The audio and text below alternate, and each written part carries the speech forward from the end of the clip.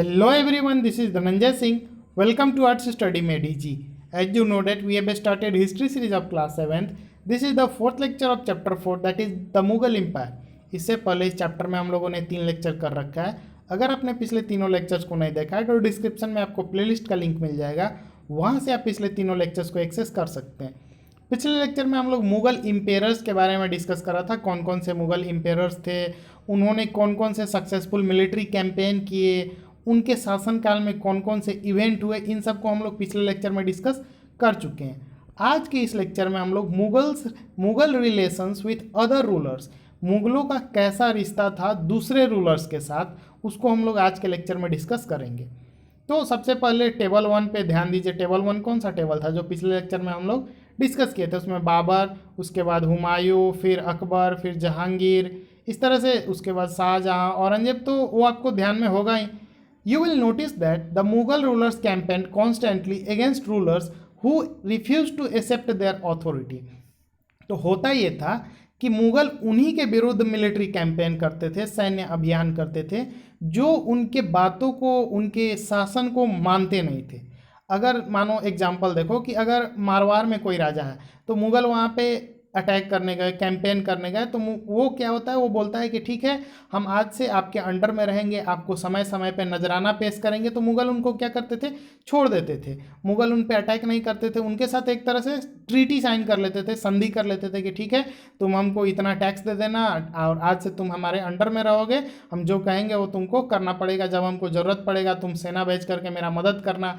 और उसी में कोई कोई रूलर होता था जो उसके बातों को नहीं मानता था, उसके शासन को, उसके सत्ता को स्वीकार नहीं करता था. वो कहता था कि नहीं, मैं खुद में राजा हूँ, मैं तुम्हारा बात क्यों मानूँ, तुम अपने इलाके के राजा रहो, हम अपने इलाके के राजा रहते हैं. तो इस तरह से जो रूलर करता था उसी के विरुद्ध जो है वो मिलिट्री कैंपेन किया करते थे. आगे देखते हैं. But as the Mughals became powerful many other rulers also join them voluntarily.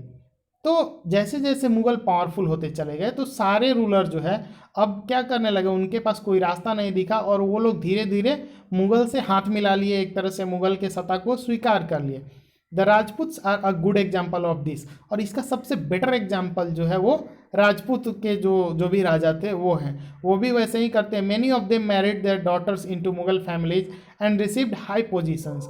बहुत सारे जो राजपूत रूलर्स थे वो अपने बेटियों का शादी जो है मुगल के जो भी प्रिंसेस थे या मुगल के जो राजकुमार वगैरह थे या मुगल राजा से ही कर देते हैं. और इस तरह से मुगल जो है खुश होकर के उनको काफ़ी हाई पोजीशन दे देते थे. अपने ही क्या होता है, उनका जो क्या बोला जाता है उसको, कोर्ट था, उनका जो दरबार था, राज दरबार था, उसमें अच्छे अच्छे पोस्ट उनको दे दिया करते थे.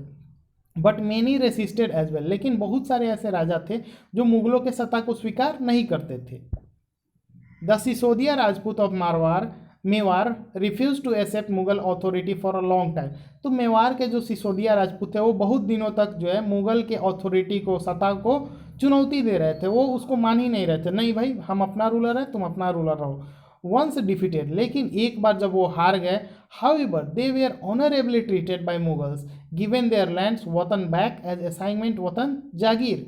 तो लेकिन क्या होता है, जब मुगल उनको हरा देते हैं, हराने के बावजूद मुगल्स कुछ इतने अच्छे थे शुरुआती मुगल्स कि उनके साथ काफ़ी नरमी से पेश आते हैं, काफ़ी इज्जत से पेश आते हैं. उनको बोलते हैं कि आप उनके साथ मतलब काफ़ी अच्छे से पेश करते हैं, उनके साथ एक ट्रीटी कर लेते हैं, संधि कर लेते हैं. उनको उनका वतन, उनका जो भी भूमि था वो सब वापस कर देते हैं. उनको वतन का जागीर दे देते हैं. बोलते हैं कि ठीक है, आप यहाँ से टैक्स कलेक्ट करना और कुछ टैक्स हमको दे देना, कुछ अपने पास रखना. मतलब काफ़ी इज्जत से काम चलाते थे. The careful balance between defeating but not humiliating their opponents enable the Mughals to extend their influence over many kings and chieftains. ये जो पॉलिसी था ना मुगल का, हरा देने के बाद उनसे काफ़ी अच्छे से पेश आना, उनका वतन, उनको पूरे बाइज्जत उनका वतन जो है उनको फिर से लैंड उनका वापस कर देना, इस तरह से मुगल जो है काफ़ी प्रसिद्धि मिली शुरू शुरू में मुगल को. उनका साम्राज्य जो है काफ़ी एक्सपैंड किया. इस तरह से जो उनका इन्फ्लुएंस था वो छोटे छोटे किंग्स पे, जो चीफ्टेंस हुआ करते थे, जो सरदार हुआ करते थे, उन पे काफ़ी ज़्यादा इन्फ्लुएंस हो गया, प्रभाव हो गया.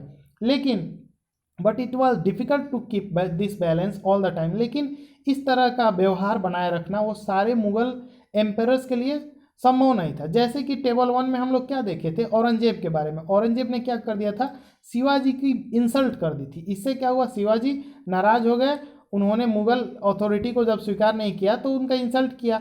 इस तरह से क्या हुआ, कंसिक्वेंस ये हुआ कि अब जब वो भाग गए, शिवाजी इसके अथॉरिटी से, औरंगजेब के अथॉरिटी से भाग करके वो चले जाते हैं आगरा से, और वहाँ जा करके फिर से औरंगजेब पे ही अटैक करने लगते हैं। तो इस तरह का जो पॉलिसी था ये बाकी के जो वंशज थे उन्होंने नहीं अपनाया, और इसके कंसिक्वेंसेस, रेपरकेशंस उनको भुगतने पड़े। Mughal marriages with the Rajput, Mughal का जो है बहुत ज़्यादा शादी विवाह वाला रिलेशन हुआ करता था राजपूत के साथ। जैसे कि जहांगीर की जो मदर थी वो कछवा की प्रिंसेस थी, कछवा जो डायनेस्टी था वहाँ की राजकुमारी थी। Daughter of Rajput ruler of Amber modern day Jaipur, जो अम्बेर के जो राजपूत रूलर थे जो कि आजकल का जयपुर वाला क्षेत्र है, वहाँ के राजा की वो बेटी थी। शाहजहाँ की जो माता जी थी वो राठौर की प्रिंसेस थी, और जो मारवाड़ के राजपूत रूलर थे जोधपुर वाले क्षेत्र के, उसकी बेटी थी। तो इस तरह से आप देख सकते हैं कि कैसे राजपूत रूलर्स के, बड़े बड़े अच्छे अच्छे राजपूत रूलर से उनका रिलेशन इस्टेब्लिश होने लगा, और इस तरह से उनका एक्सपेंशन हुआ था शुरू में। तो आज के इस लेक्चर में इतना ही। Thank you for watching, stay tuned with us.